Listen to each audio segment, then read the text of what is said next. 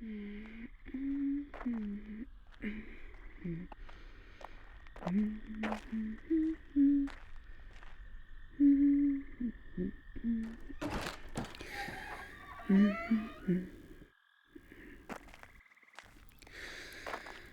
right. Morning there, Butch. Stay in there a little bit longer. I'll let you out in a bit. Pooch will be back from the full moon thing soon. You're just a big brute and sort of a jerk, so you probably don't care, but I'm gonna talk to you so I don't feel like I'm talking to myself. I don't know why I decided I should stay up all night on the full moon now. Pooch goes off into the forest when the night starts and comes back early the next morning, and I just sit around waiting, doing a few little tasks I can do while it's dark. Guess I'm just worried about him. Though nothing ever really happens. Pooch always comes back safe. Maybe a couple scrapes here and there, but just from running around out there, you never know what could happen. And there's not much I can do to protect him. Just a simple farmer.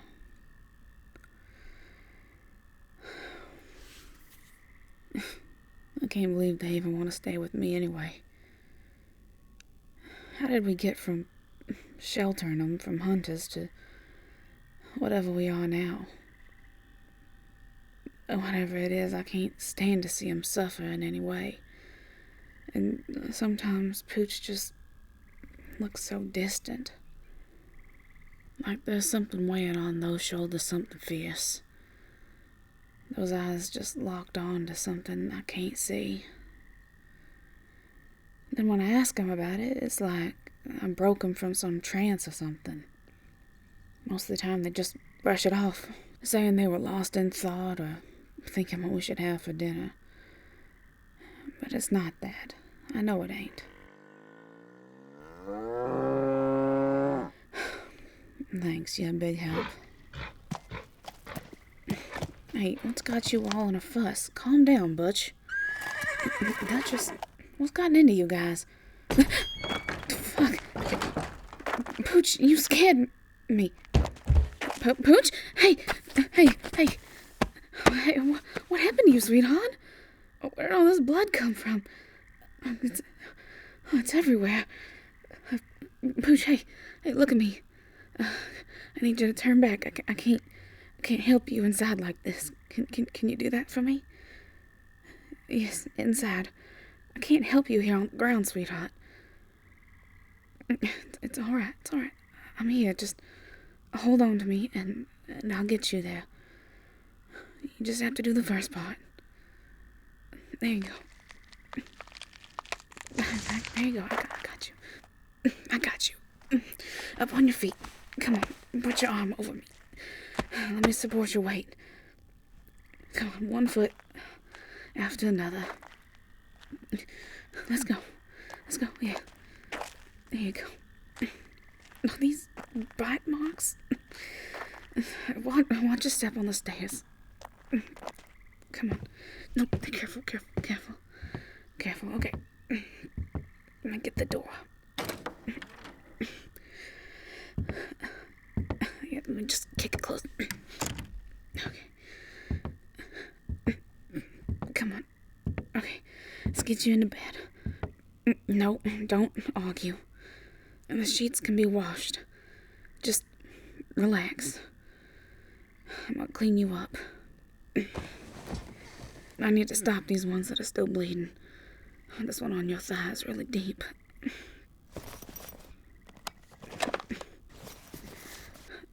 Sweetheart, are you trying to apologize? Stop. Don't you ever apologize for me taking care of you. Here, hold this rag here. I'll be right back. It's okay, just Just a sec, I promise.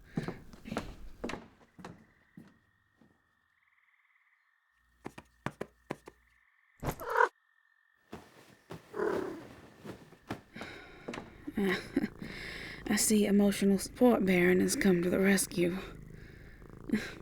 Here, sip on this water. Let me take this back. I'm almost done, I think.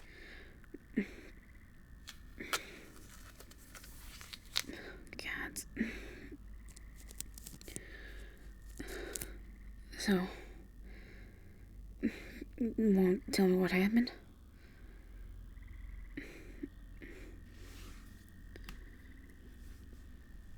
What? Do you mean you... Why would you try to chase off a pack of wolves? Well, yeah, me and Trevor both have had some trouble with wolves dragging off our livestock here and there. But look at you. All bit up and clawed up and...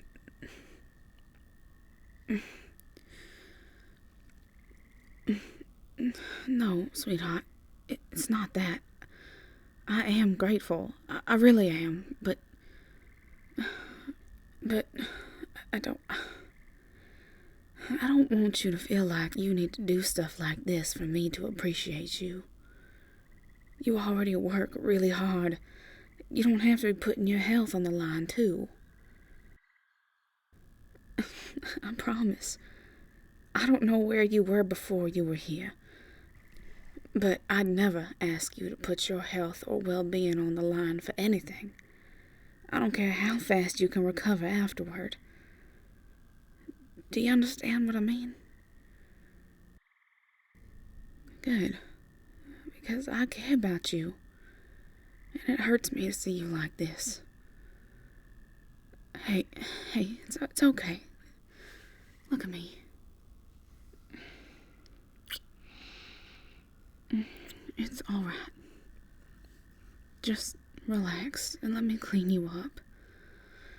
And even though you're stubborn and hurt, thank you for chasing them off. I'm sure Trevor is going to be thankful too, even though we ain't going to tell him about it. Yeah, I've lost a few chickens and some goats. The cows have been fine. No wolf would ever try and take on Butch, even a pack of them. Unless it was like a dire wolf or something, I guess, but I don't think we see them around here. At least I ain't ever seen one. Yeah, I don't think I'd want to see one, to be honest. One big wolf is enough. That's right. And this one lets me pet and cuddle it if I want to and doesn't bite. Well, most of the time. I think you've had enough biting for one evening. Instead, now that that's done, you're gonna slide over a little and let me in this bed. Careful, you don't have to move so fast. I'm not going anywhere else. Here, give me a glass real quick. There we go. Oh, there we go, much better. Yeah, come here. You can lay on me. Just get comfortable. Lay however makes you hurt the least. Mm-hmm. I can scratch your head a little like this too. You want that? Alright.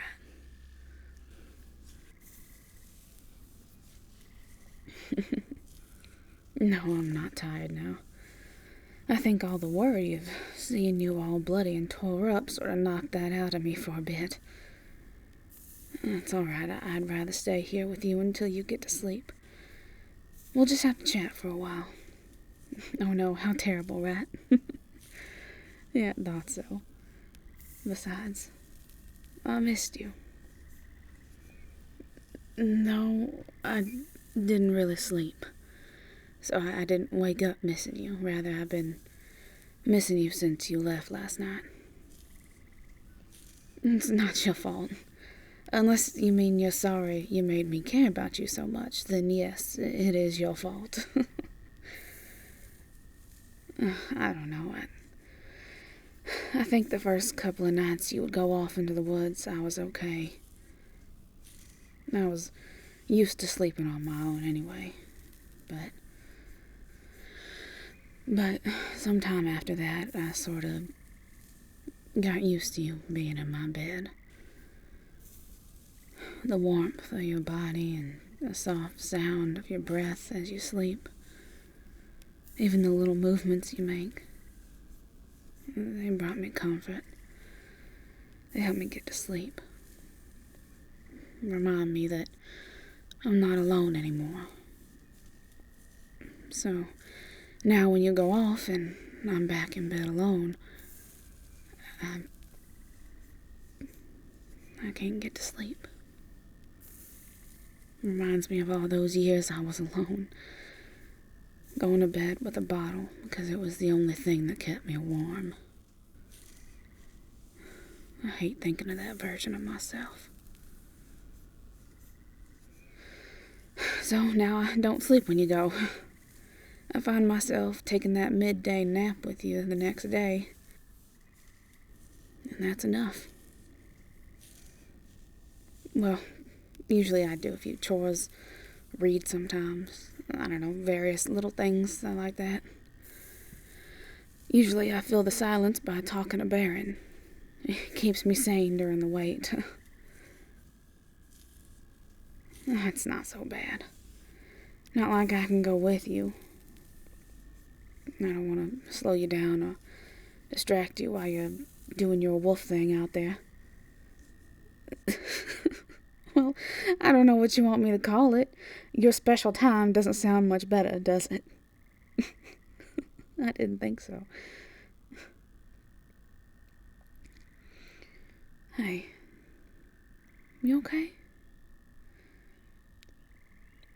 Well, I thought maybe you were still a little tense from the fight, but you're still shaking a bit. Do you need some more water? I can go get you some. Okay, Pooch, it's alright. I'm not going anywhere, I promise. I'm right here.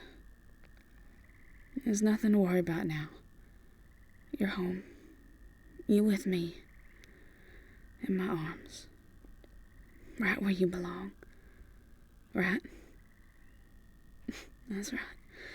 I'm safe. You're safe. No one and nothing is gonna take you from me. Or me from you. I promise. Yeah. Well, you want to know the bedtime story? It's been a while since I told you one. It's okay. I'll think of a more happy one to tell you. Let's see. Alright. Dad used to tell me this one. A long time ago, there was a spirit. A light spirit who lived high up in the mountains. They lived in this wonderful, wild, magical sanctuary, full of beautiful creatures not seen anywhere else in the world. This light spirit was their guardian, a watcher of the sanctuary, and known to some as the spirit of the mountain. They were named Celesso from those that told stories about it, and the way people described this spirit was a slender-built, deer-like creature with a large set of antlers and a flat mask-like face. Elegant, but unsettling. Well, the tales of the spirit and its sanctuary drew many up to the mountains, curious of the creatures and the light spirit itself. But most everyone that went up into the mountains would end up somehow back at the base. All of them told basically the same story. They traveled up the mountains, nearly all from a different starting point, and encountered a sudden and overwhelming blizzard. Then, as if waking from a dream, they found themselves back at the bottom, some of them hardly believing they even made the climb at all.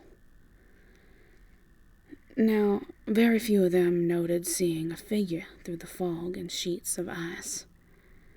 A slender-built elk walking toward them. then nothing. No, it did the opposite of deterring them from searching and trying to best the storm themselves. More and more people would try, and more people would fail over the years. Though once a woman came back with a story that she swore was the truth. I'm gonna tell you, no need to beg. She spoke about making it far enough to hide inside a small cave that she found. And as she hid there, freezing and shivering, the shadow of someone entering drew her attention. And when she turned, she saw it. Not blocked by snow or fog, the magnificent appearance of the light spirit. His neat, light steps carried him over the snow as if he weighed nothing at all. She was frozen now in cold and fear. Was she about to end up like all the others, back at the base of the mountain range with nothing but her foggy memories? Well, she didn't want that. She worked so hard to get there, after climbing so far, after everyone told her she was wasting her time. So she spoke.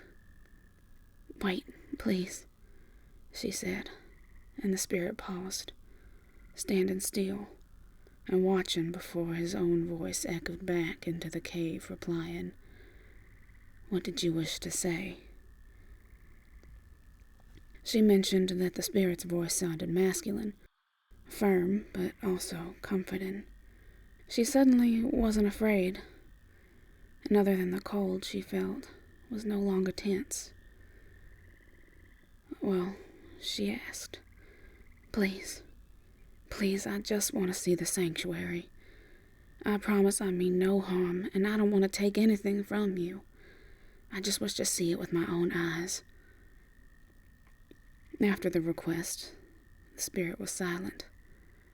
It watched her, as if thinking over the request with the emotionless mask that was its face. She couldn't tell what it wanted. She wasn't sure if she should be afraid, but she wasn't. Instead, the spirit simply gave a small bow of its head. Then suddenly she wasn't cold. The frozen rock she was huddled down on was gone, and her chest filled with warm, fresh air. No, she wasn't at the base of the mountain, but she was seated on a soft bed of clover. Tall, wild, and gnarled oaks twisted up high around her, with a shimmer of sparkling light flittering through the leaves overhead. She looked around, and behind her was the spirit. "You're Celesso, right?" she asked, and a small chuckle rumbled from the spirit as he answered. "I do believe that is the name you people folk have given me."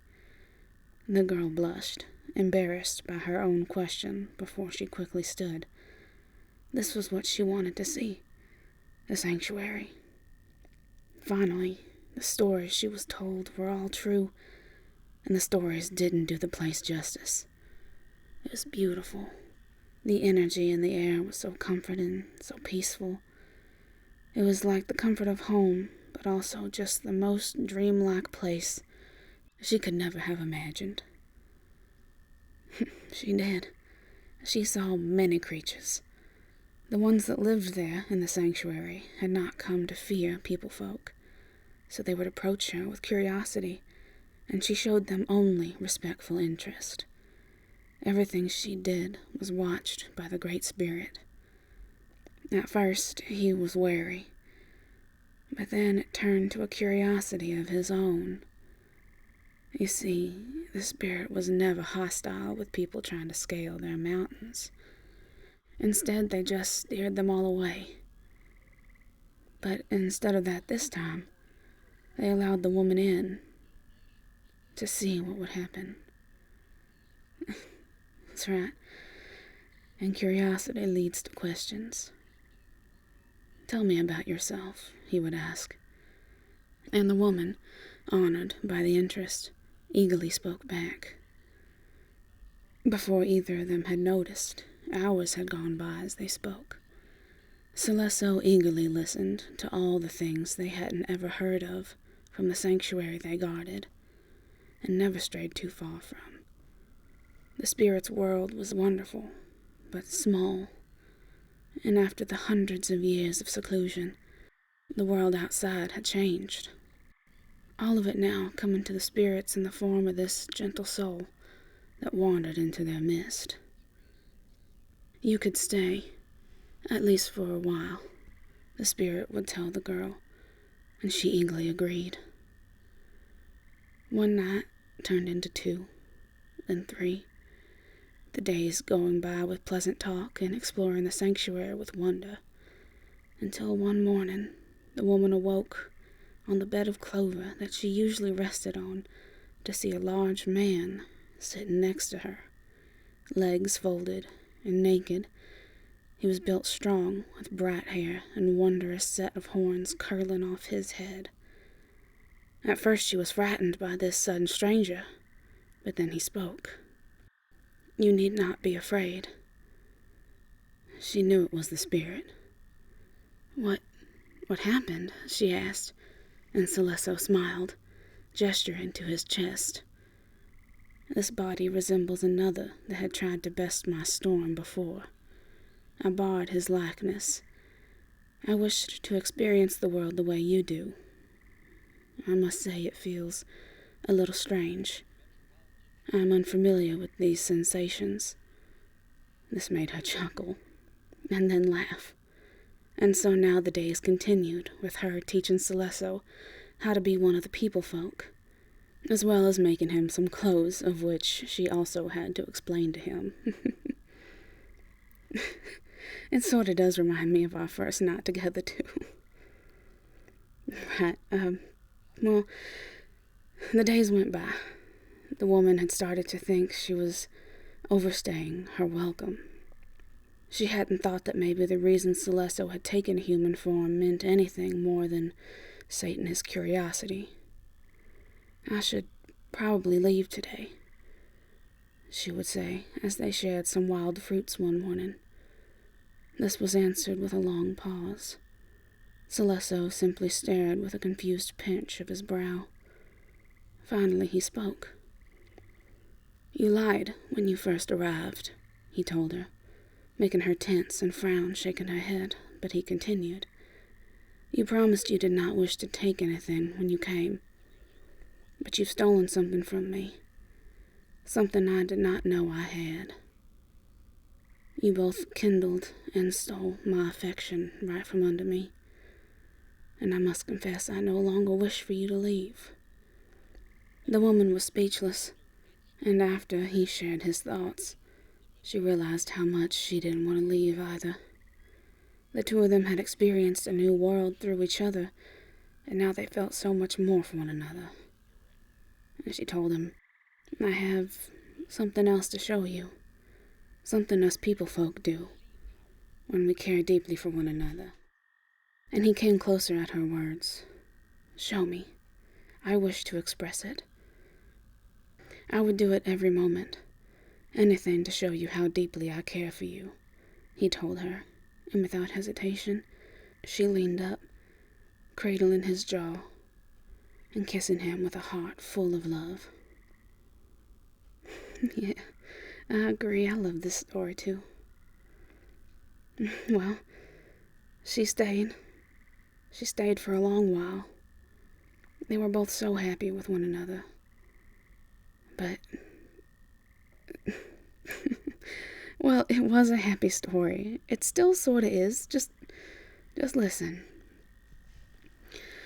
After some time, the woman found she was with child. And after speaking with Celesso at length, they came to a decision they were both unhappy with, but thought it was the best choice. You should take the child back to your people. The words stung deep in her heart, but all the arguments she could think of felt selfish. And so, they spent one more night together, holding each other close until she finally fell asleep in his arms. The next morning, she woke up at the base of the mountain. I know, it is sad, but her last memory was not of a teary goodbye, but rather of falling asleep in the arms of the one she loved. Well, she went back home. Most people didn't believe her story. Even after having her child, they thought she was lying about the father. But she never put much thought into trying to convince people, at least not after a while. Instead, she gave all her attention to her son, and as he grew, she told him stories about his father, the great spirit of the mountain, a kind soul that guarded his sanctuary. At times, she would just stare up at the snowy peaks. Her heart longed to return, to bring her son there to meet his father. Unfortunately, no one is sure if she ever did. Yeah, that's the end. I'm sorry if it's not a satisfying ending, but I like it. I think she might have gone back. It could be a true story. Who knows, but at least you'll never have to worry about me leaving. I'd never leave your side. I promise. Sun's been up for a bit. You want to get up, or I think you might sleep for a while? Yeah, we can sleep for a little. I don't mind. Let me scooch down a bit.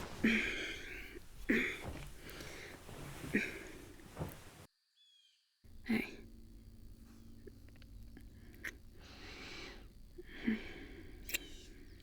Sleep well.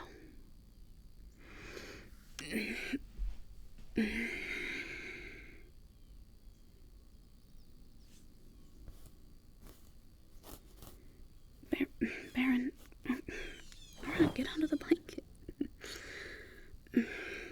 Silly cat.